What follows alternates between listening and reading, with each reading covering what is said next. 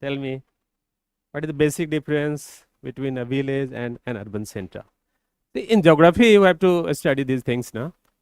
What is the basic difference? So many differences are the basic difference. It's all about employment.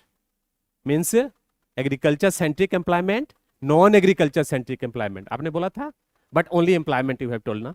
Employment means agriculture centric and non-agricultural centric. Means manufacturing sector and service sector. है ना? Secondary, tertiary and secondary sector. It's about economics. So this is the basic difference between the two. Okay. So now see. 3 books, Ancient of R.S. Sharma, and then there's the themes, old NCERT, new NCERT, along with Tamil Nadu book. So have you seen Tamil Nadu book? In 3 years back, it was very much highlighted, because they would be asking some question directly from this book. For example, see.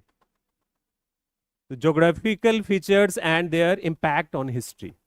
Geography plays very important role in shaping history of a country. And last to last year, probably 3 years back, they have asked one question in General Study Mains, and the question was this one only: how geography plays important role in making history. So this is not supposed to be asked in prelims examination. It is related to mains optional paper, but they asked, and the question came from here. 5 years back in general study, they asked about the contribution of Kakatiya dynasty in irrigation, and not a single line is mentioned in old NCERT. Getting the point? Why?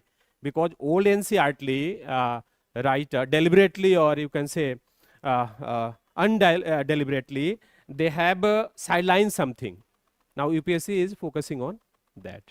So therefore, the unsung stories of the heroes or unsung areas, now we have to focus on that also. So generally South Indian history is not that much dealt in these mainstream history books, and that's why this Tamil Nadu board book became very famous. But right now there is no need to go with these books. But if somebody is having this book, this is also good book, and this is also coming from government publication. So I always say that if you want to be the part of government, you should read government.